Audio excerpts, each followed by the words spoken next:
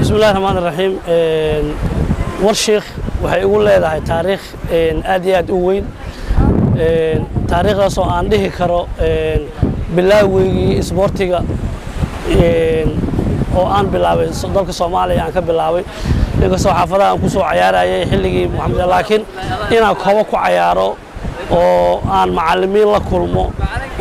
waxa ii suurtageliyay degmada Warshiikh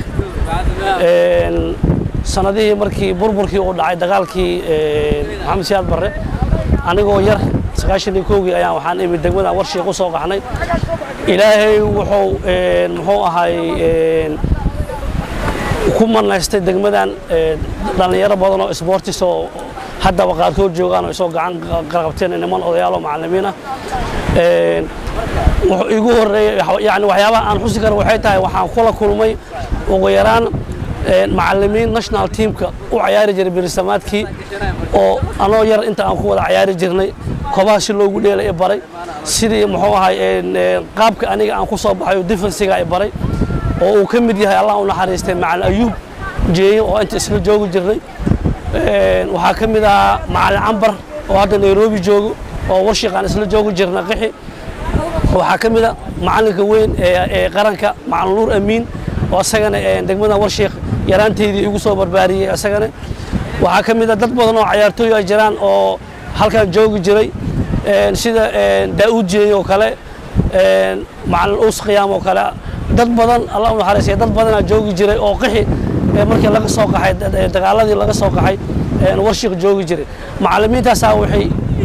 ii suura gelisay in hamigeyga isboorti hamigeyga kubadda cagta muxuu ahay hore u sii siyaado macallinkii ugu horeeyay oo kaba ii keeno oo baadkan xeebtan Warshiikh ugu dheelsiina wuxuu ahaa Allah u naxariistay Macallin Ayuub oo ahaa asaga xamar maadaama talantiga uu arkay kaba uu ii keenay sidaas muxuu ahay marka degmada Warshiikh taariikh waxay ugu leedahay aniga oo weyn ugu leedahay xagga isboortiga waxa kaloo jira niman macallimiin oo hadda joogaan oo degmada Warshiikh joogaan Macallin Cabdi Cali oo kale waxa ka mid ahaa dadka markaas oo dhiiri gelinayay xogaa loo dadka igu waaweyn ahaa Cadaawi dad badan oo waa jiraan isla soo jaan qaadnay oo inta aan ku wada jaan qaad inta aan ku wada sida Jaani oo kale Maxamed Jaani oo kale oo ayagana reer Warshiikh dhamaantood marka degmadan aniga sports ahaan waxay ugu leedahay taariikh aanas ahaan aad iyo aad u weyn isla markii burburkii laga laabtay oo dagaaladii laga laabtay waxaan magaalada Muqdisho aan ka mid noqday ciyaartooydii ugu horeysay oo degmooyinka lagu bilaabo ilaa heer qaran aan ka gaaro laakiin degmadan waxay basic u tahay marka la fiiriyo asaaskeyga isboortiga degmada Warshiikh qadartay si kooban oo shaqeey kooxii aad u soo ciyaartay iyo qaranka markii ugu horeysay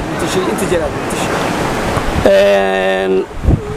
waxaan u soo ciyaaray 94 degmooyinka waxaan u ciyaaray degmada Hiilwaa aan u ciyaaray degmada Kaaraan tababar u sameeyay fursad waan u heli waayay degmada Hiilwaa aan u ciyaaray degmooyinkaas aan ka bilaabay kadib waxaan ku biiray naadigeyga weyn faca weyn ee Feynuus aan ku biiray Feynuus markaan ku biiray waxaan hadana ku biiray naadiga Alba oo magaca Feynuus ay qaadatay aan ku biiray Alba markaan dheelay kadib waxaan ku biiray naadiga Midnimo oo ah naadi asagana xaafadeedii Xamar Jadiid ka dhisnaa oo asagana naadi weyn oo caan oo dalka laga yaqaan naadiga oo Feynuusna waa magaca hadda ay ku dheelayso Horseed ayaa la hoosgeeyay naadiga Horseed magaca ku dheelayso waay kooxaha qadiimi aan soo maray Midnimo ay ugu xigtay iyadana 97 ilaa 99 aan u ciyaaray kadib waxaan taariikhdeeda ku soo qatimay naadiga Elman oo in muddo ah 99 ilaa 2006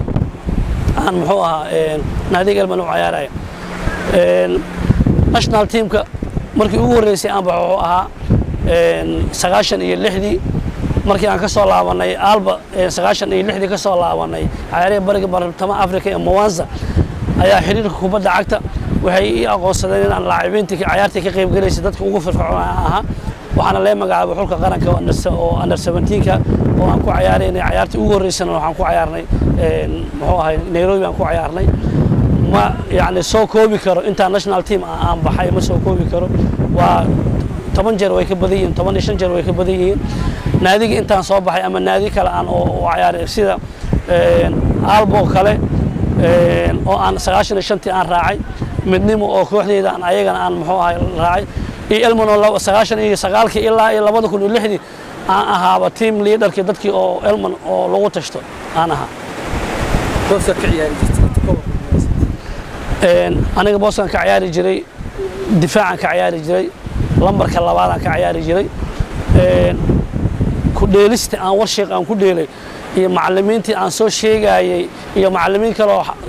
macallimiinteyda ah oo inta badan ay wada dhinteen Allah wada naxariistay macallin Jamaal Xayo oo kamid aha asagana waxa warshiq jooga kamid ah xilligaas macallin Jamaal Xayo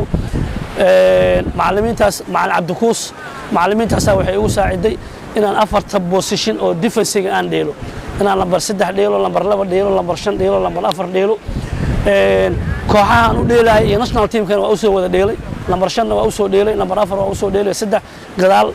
afarta gadaal ayaan waxaan muxuu ahay laacib ku kaliya hal boos ma ahayn booska afarta gadaal loo isticmaalay aan ahaa macallimiintaas aan suuro gelisay muxuu ahaa in ay baraan xilligii yaraanteedii hadda waxaan ka mid ahay macallimiinta xiriirka Soomaaliyeed kubadda cagta macallimiintii ugu dambeeyay oo qaatay laysan biiga qaataan ka mid ahaa inta warshiq degaankayga waaye xamarna waan deganahay labadaba waan deganahay waxaan inta u jooganana waxay tahay aniga iyo gudoomiyaha isboortiga oo degmada warshiq oo ah gudoomiye dhalinyaro ah juhdi ku bixiya dhalinyarada maanta aragteen iyo wixii ashal aragteen juhdi ku bixiya inay kubadda ay muxuu ahay yani ay dheeraan waa juhdi ku bixiya kubadda waxa caada ka warshiq oo gudoomiyaha oo u baray qalabka isboortiga ama bolooniyaasha gudoomiyaha asaga jeebkiisa ka soo gada dhalinyarada dheelaysa hadii yar yihiin hadii ay waaweyn yihiin wuxuu u qaybiyaa kubadaha u qaybiyaa wuxuu leeyahay ku soo dheela hadii ay ka baqaana ii keena markaas hadana kubada kale oo siiya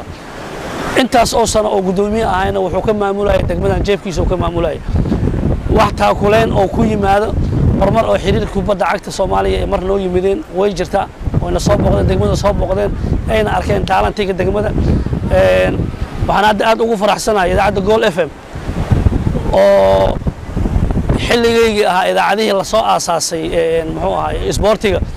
oo aan yani aasaasideeda iyo aan ka qaatay qayb weyn aan ka qaatay maadaama muxuu ahay markaas dadka ugu firfircoonaa Soomaaliya national teamka ama loogu aqoon aan ahaa aniga iyo haddana ay ku tiilay xarunta Elman iyo xarunta Goal FM ay isku dhawaayeen haddana ay warshiq ugu timaado aadaan ugu faraxsanahay waana soo dhaweynaya insha Allah taala mar walba idaacadda waxaan dhihi karaa waa idaacad sports waa idaacad sports idaacadaas oo keenta muxuu ahay soo saartay jiil badan niman badan oo sportiga hadda madax ka ah niman badan hadda sportiga wariyaalka ah oo telefishinada kale u shaqeeyo waxay ka soo bilaabeen Goal FM ka soo bilaabeen marka Goal FM waa hooyadii sportiga ee Soomaaliya aan dhihi karaa ma sha Allah waxaan u rajaynayaa horumar wanaagsan iyo mustaqbal wanaagsan aan u rajaynayaa insha Allah taala waxaan ka rajaynayaa madaxda iyo dhammaan shaqaalaha in Goal FM TV oo baahad oo mujtamac sportiga ku baahad dunida ku baahad in insha Allah taala la taabageliyo insha Allah dua la yiraahdo